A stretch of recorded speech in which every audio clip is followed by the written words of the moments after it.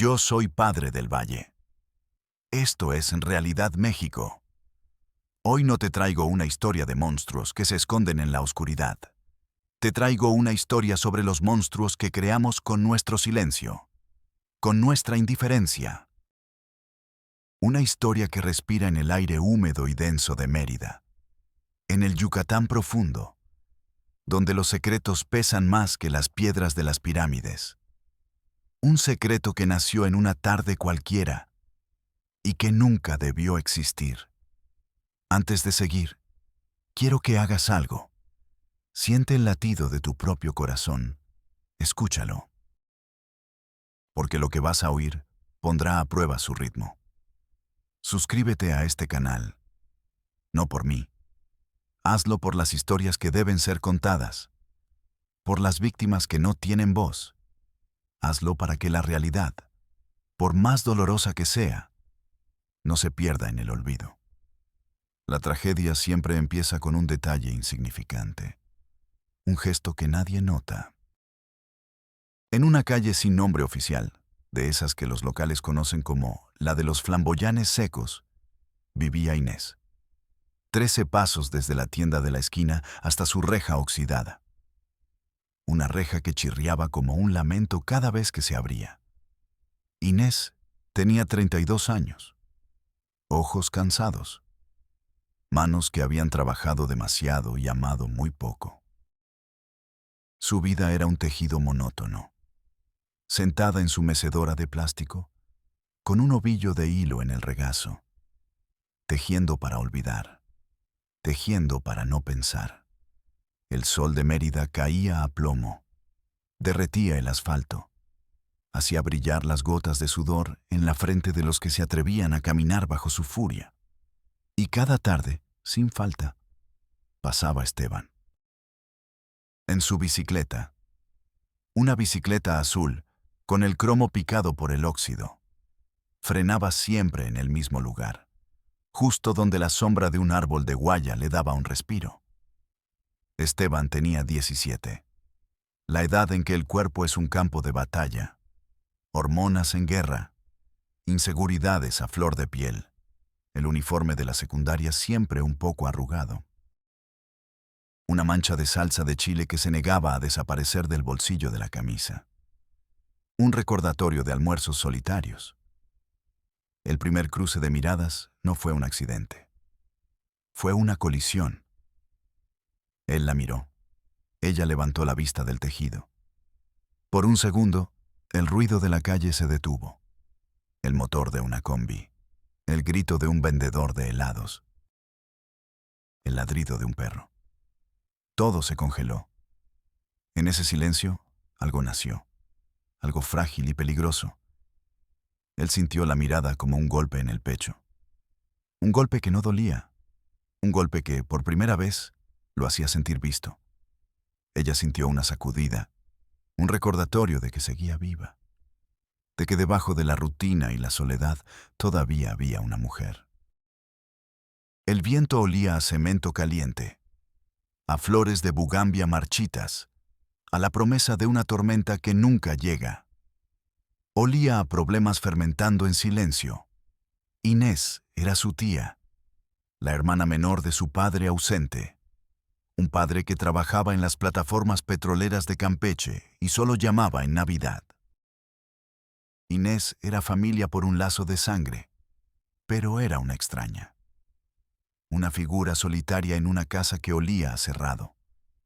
Nadie en el barrio, nadie en la familia, nadie en el mundo podría haber imaginado lo que estaba a punto de suceder. Pero las señales estaban ahí, como grietas finas en una pared que está a punto de derrumbarse. Solo que nadie quería verlas. La primera vez que Esteban se atrevió a hablarle, el aire en la sala se volvió espeso. El viejo reloj de pared, con la imagen de la Virgen de Guadalupe, pareció detener su tic-tac. ¿Me regala un vaso de agua, tía? Su voz, aún a medio camino entre la de un niño y la de un hombre, tembló ligeramente. Inés se levantó de la mecedora. El plástico crujió. Fue a la cocina. el suelo de baldosas frías, una jarra de vidrio sudando sobre la mesa. Sus dedos, al tomar el vaso, temblaron. El tintineo del cristal contra el fregadero fue el único sonido. Un sonido metálico, lúgubre, como una campana anunciando algo inevitable. Le entregó el vaso. Sus manos no se rozaron, pero la electricidad estaba ahí, flotando entre ellos. Él bebió despacio, con los ojos fijos en ella, saboreando más su presencia que el agua fría, saboreando la atención que nunca recibía en casa. Afuera, la vida seguía. Un programa de radio a todo volumen desde la casa de al lado. El chisporroteo del aceite en la cocina de una vecina. El murmullo indiferente de la tarde. Pero dentro de esa casa, el tiempo se había roto. Ese día nació un rumor.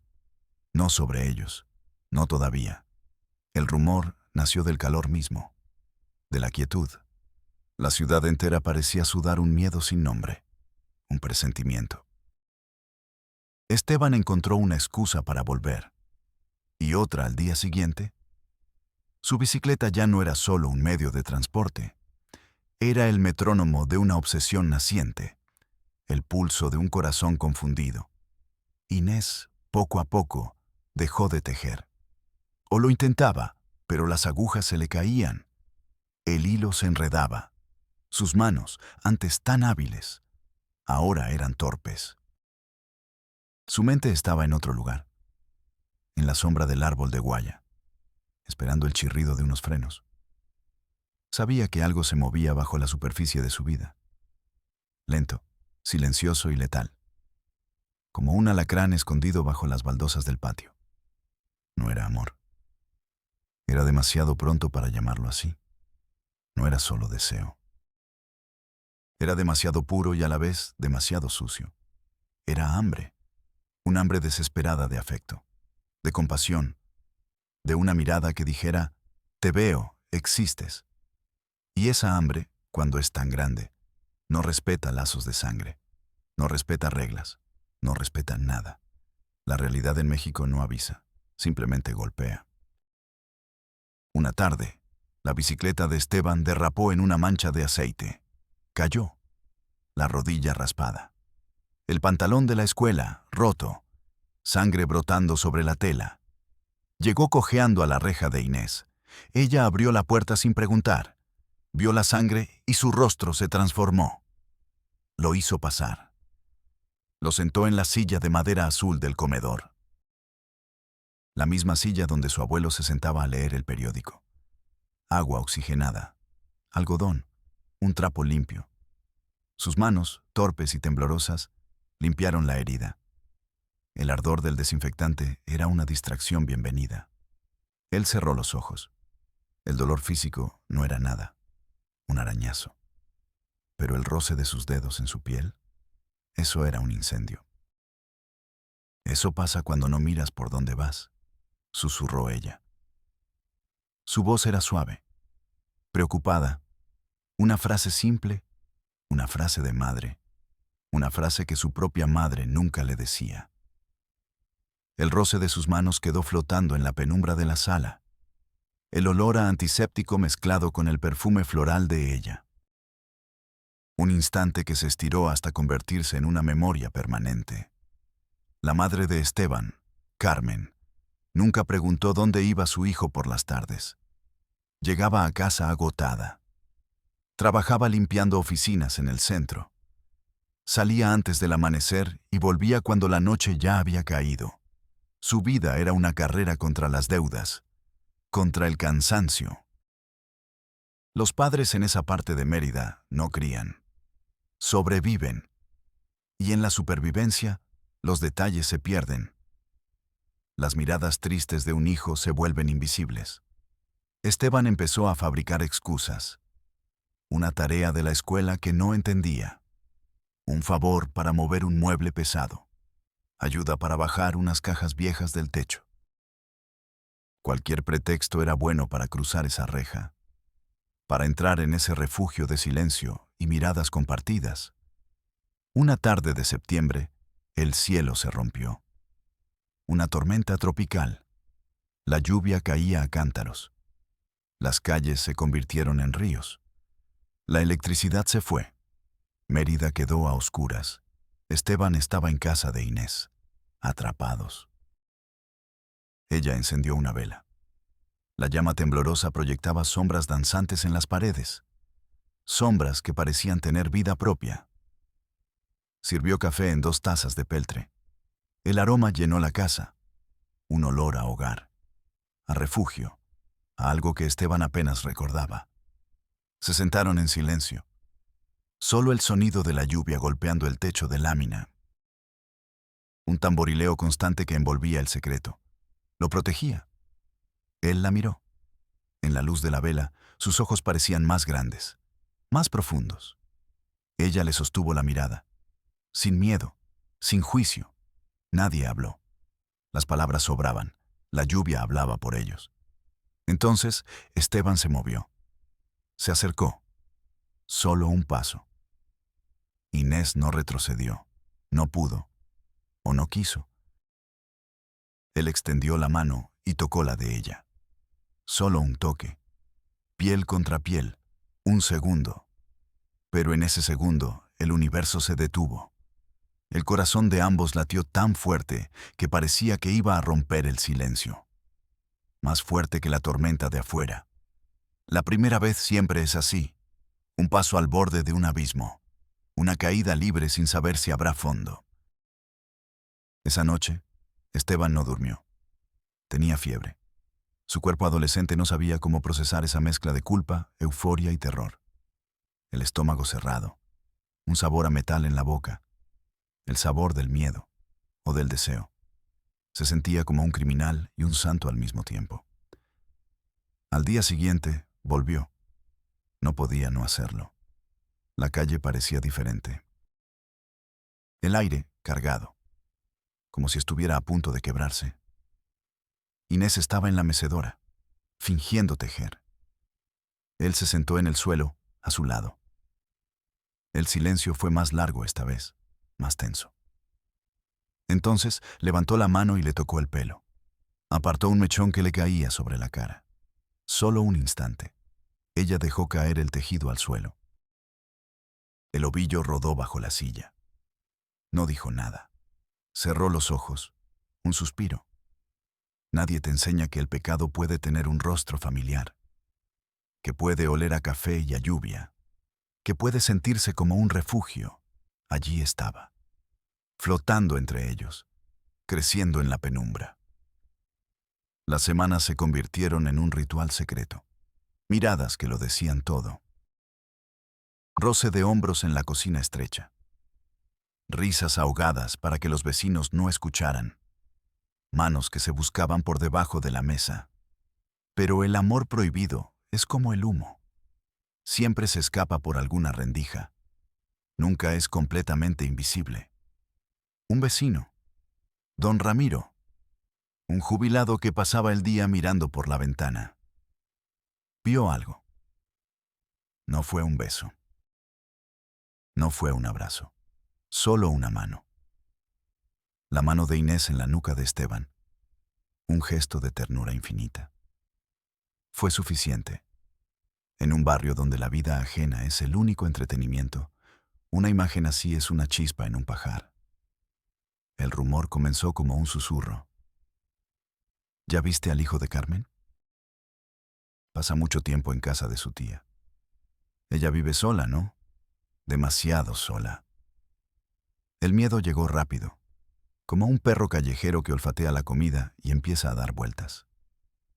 Una noche, Carmen, la madre de Esteban, notó el cambio. Su hijo ya no era un niño retraído. Tenía un brillo extraño en los ojos, una seguridad que no le conocía. Y a la vez, una tristeza profunda. Le preguntó, ¿dónde pasas las tardes, mijo? Él se encogió de hombros. Por ahí, con amigos. Mintió, y mintió mal. Su mirada lo delató. El secreto se adhería a las paredes de la casa, como el moho que crece en la humedad, imposible de ignorar. Carmen esperó a que se durmiera. Tomó su celular.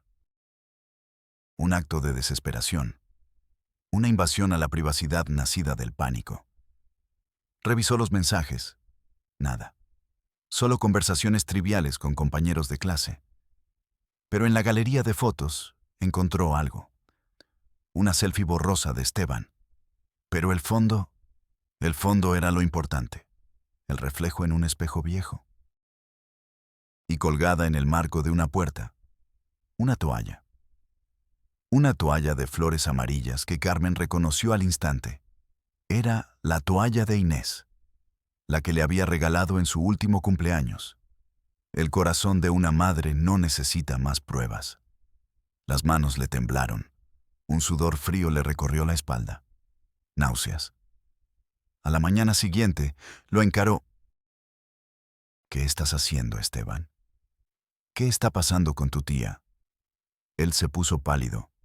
Negó todo, con la voz quebrada, los ojos llenos de pánico. Carmen no insistió. Vio la verdad en su terror.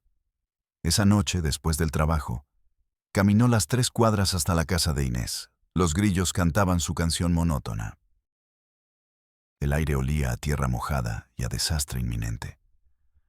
Golpeó la puerta, no con los nudillos, con la palma de la mano. Un golpe sordo. Inés abrió. Su rostro se descompuso al ver a Carmen. No hubo gritos, no hubo insultos, solo 2 mujeres rotas, mirándose bajo la luz amarillenta de un farol. «Déjalo en paz», murmuró Carmen. Su voz era un hilo. «Por favor, es solo un niño». Inés no pudo contestar. Las palabras se ahogaron en su garganta. ¿Qué podía decir? ¿Que ella también se sentía como una niña? ¿Que la soledad la había devorado? Carmen se dio la vuelta y se fue. Lloró en silencio, caminando por la calle oscura. Inés cerró la puerta. Apagó la luz. Se deslizó por la madera hasta quedar sentada en el suelo frío. La casa estaba en penumbra. Las paredes parecían encogerse. El aire se volvió pesado, irrespirable. No queda aire donde habita la vergüenza. Esteban no volvió, ni al día siguiente, ni al otro. El silencio se instaló en la calle, un pozo profundo en mitad de la semana. Él dejó de ir a la escuela. Se encerró en su cuarto. Carmen, desesperada, sin saber qué hacer, fue a la delegación de policía.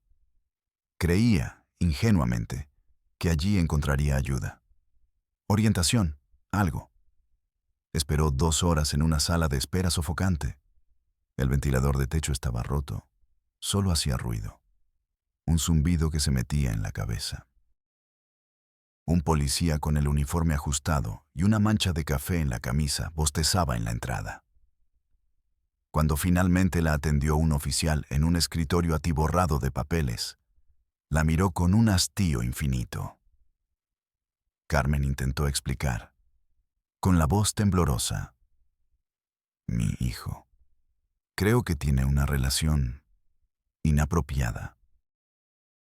Con mi cuñada. El oficial tecleó algo en su computadora. Despacio. Con un solo dedo. Ni siquiera la miraba. Señora, dijo, sin levantar la vista del monitor. Eso es un chisme de familia. Aquí vemos delitos, robos, asaltos, no problemas de sábanas. Otro policía, que pasaba por ahí, se rió. Póngale más control a su chamaco, señora. Cómprele un balón o cámbiele la clave del wifi. Con eso se arregla todo ahora. Carmen se sintió humillada, diminuta. Salió de la delegación sin haber llenado un solo papel, sin un solo consejo útil. Afuera, el calor de Mérida la abofeteó. Se sentó en la banqueta, derrotada. Las uñas se le clavaban en las palmas de las manos. Comprendió una verdad brutal. Las tragedias íntimas, las que se pudren en el corazón de las familias, no tienen lugar en el sistema. Para la ley, si no hay sangre visible, no hay crimen. Mientras tanto, el rumor ya no era un susurro. Era un grito silencioso que todos en el barrio conocían. Los tíos se enteraron, los primos, la abuela. La familia explotó. Un tío, el hermano mayor del padre de Esteban, fue a buscarlo a su casa. Lo sacó del cuarto a la fuerza. Carmen lloraba. La abuela rezaba el rosario, con los ojos cerrados, como si eso pudiera borrar la realidad. Llevaron a Esteban a casa de la abuela. Un encierro. Un castigo. El otro tío, el más religioso, fue a la iglesia. Necesitaba un guía espiritual. Una respuesta. Esperó a que terminara la misa, abordó al padre en la sacristía. El sacerdote, un hombre joven con cara de pocos amigos, lo escuchó con impaciencia mientras se quitaba la casulla. Eso es un pecado grave, sí, dijo, con la mirada perdida en su agenda de bautizos y bodas. Pero es asunto de su familia. O de la policía, si es que hay un delito. Vayan a confesarse, recen. Dios es misericordioso. El tío salió de la iglesia sintiéndose más vacío que antes. El sistema de Dios también tenía sus propios formularios, su propia burocracia del alma. La familia decidió resolverlo en casa. La frase más peligrosa que se puede pronunciar en México. Significa, vamos a esconder la basura debajo de la alfombra. El abuelo, un hombre duro, sentenció, aquí nadie llama a la ley. Esto se arregla con un par de cinturonazos y se acaba el problema. Y esa mujer, que no se vuelva a acercar. Pero uno de los primos pequeños, sin entender la gravedad, había grabado un mensaje de voz de Esteban. Un mensaje desesperado enviado a un amigo. No me dejan salir. Solo quiero verla. Dile a mi tía que la quiero. Ese audio, reenviado por error, cayó en el chat familiar. Fue como echar gasolina al fuego. La vergüenza se convirtió en furia. La escuela llamó a Carmen. El joven Esteban no ha venido en toda la semana. ¿Sucede algo? Carmen, al teléfono, solo pudo bajar la cabeza. Problemas familiares, respondió. Está enfermo. En la dirección de la escuela, una secretaria rellenó un formulario. Ausentismo por enfermedad. Lo archivó en una carpeta. No es el primero, ni será el último, le dijo a la directora. En esta época del año, los chamacos se ponen raros. Otro expediente. Otro número. Otra vida reducida a un trámite. Esteban, encerrado en el cuarto de su abuela, sentía que las paredes se cerraban sobre él. La luz del celular era su única ventana al mundo. Releía mensajes antiguos, miraba fotos, no comía, no dormía. Su cuerpo era un nudo de angustia. Solo recordaba la voz de Inés, la única persona que le había preguntado cómo se sentía, la única que lo había escuchado. La abuela rezaba en el patio, quemaba copal. Dios mío, que esto solo sea una prueba, un mal aire, un castigo que pase pronto. La madre, Carmen, desesperada, decidió intentar otra vía. El DIF. Desarrollo Integral de la Familia. El nombre sonaba prometedor. Fue a la oficina del centro. Un edificio gris. Hacía más calor adentro que afuera. La sala de espera estaba llena de mujeres con niños llorando. El suelo, pegajoso. El aire, viciado. Esperó 3 horas y media. Finalmente, la llamó una trabajadora social. Una mujer joven, con ojeras y una pila de expedientes que amenazaba con derrumbarse sobre ella.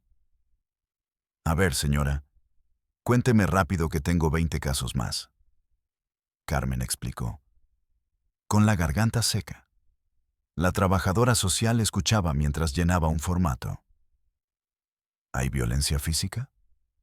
Preguntó sin levantar la vista. No. ¿Abuso de sustancias? ¿Alcohol, drogas? No, creo que no. ¿Hay un reporte de la policía? No, me dijeron que no era su asunto.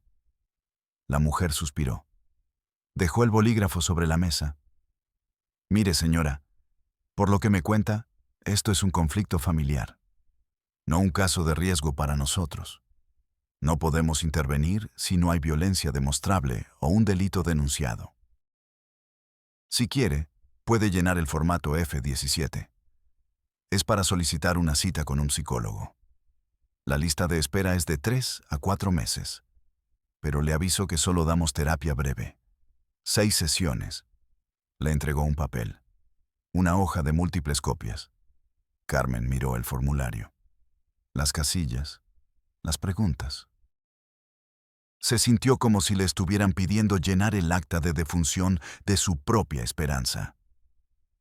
Salió de allí con el papel en la mano. Lo arrugó y lo tiró en el primer bote de basura que encontró. El sistema no estaba diseñado para ayudar. Estaba diseñado para clasificarte, para ponerte una etiqueta y archivarte.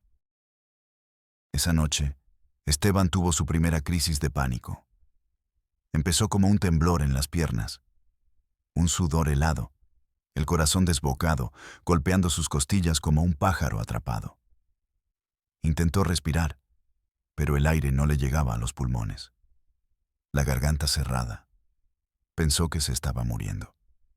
Su madre lo encontró en el suelo, hiperventilando. Lo abrazó. No supo qué más hacer. Al día siguiente, lo llevó al centro de salud. Otra espera. Otra sala llena de gente enferma y cansada. El doctor lo atendió en 5 minutos. Un hombre mayor, agotado. Es ansiedad, joven, típico de tu edad, dijo, mientras le tomaba la presión. ¿Mucho estrés en la escuela? Esteban no pudo hablar. Solo asintió. El doctor garabateó una receta. Tómate esto. Es un ansiolítico suave. Te ayudará a dormir. Y trata de distraerte. Sal a jugar fútbol.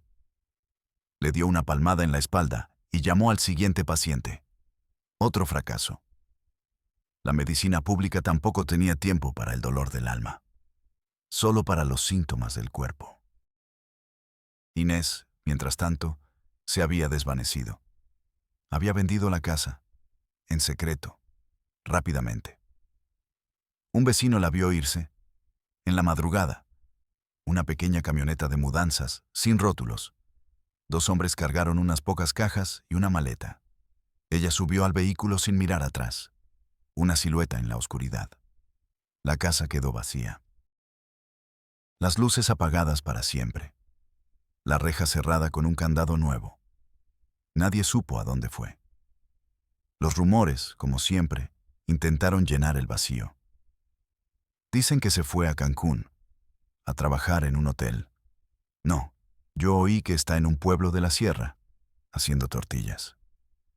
Mi comadre jura que la vio en una combi, yendo para Chetumal, con la mirada perdida. La verdad es que nadie sabía nada, y a nadie le importaba lo suficiente como para averiguarlo. Había desaparecido. Y con ella, el problema. La familia respiró aliviada. El domingo siguiente, se reunieron para comer. Como si nada, nadie mencionó a Inés. Nadie preguntó por Esteban. Solo la abuela, al partir el pan, dejó escapar una lágrima solitaria que se secó en su mejilla arrugada. Esteban volvió a su casa, a su cuarto. Pero ya no era el mismo. Se había apagado. Pasaba las tardes sentado en la banqueta de enfrente, mirando la casa vacía de su tía. La pintura descascarada. La maleza empezando a crecer en el patio. Esperando una silueta que nunca volvería. El sol bajaba. El calor cedía. La noche llegaba. Y con ella, los fantasmas. En la madrugada, se despertaba sudando. Escuchaba pasos en el pasillo que no existían. El chirrido de una mecedora.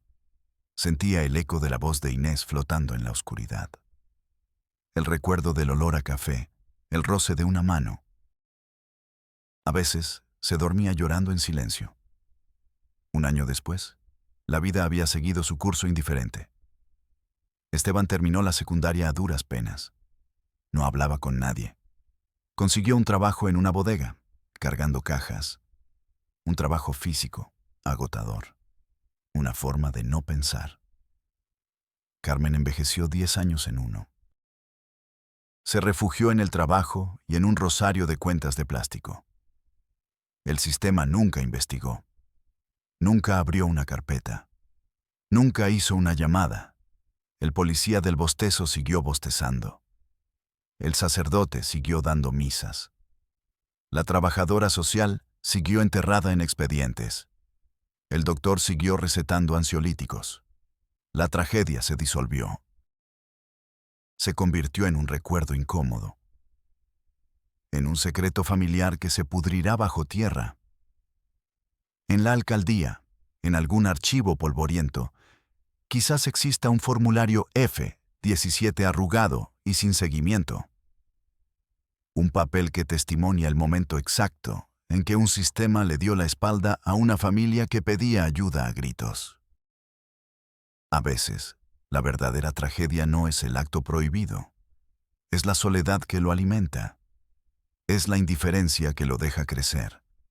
Es el sistema que, en lugar de sanar, simplemente clasifica el horror en carpetas y espera a que se olvide.